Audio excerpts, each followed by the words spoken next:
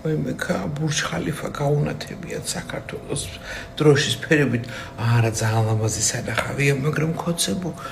ეგრეთ წოდებულო მთავრობა ეს ხრიკები არ გააგივათ ვინ გირჩიათ ალბათ ის შვეიცარიელი მილიარდებს რო უხდეთ შვეიცარიელი ვიღაც გამოსირებულები რო ყავთ კონსულტანტები რა 8 მილიარდიანი ინვესტიცია თქვენ რომლებმაც დააკონსერვეთ ანაკლია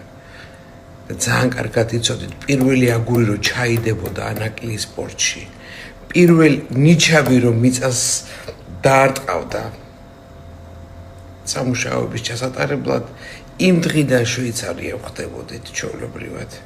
მithom არ იცით ეხლა რა 8 მილიარდი ვინ ჭავს მაგას ელოდეთის 8 მილიარდი როდის შემოვა არაბეთის ქვეყნებიდან ვაი გაანთავისუფლეთ უკანონოდ დაპატიმრებული ადამიანები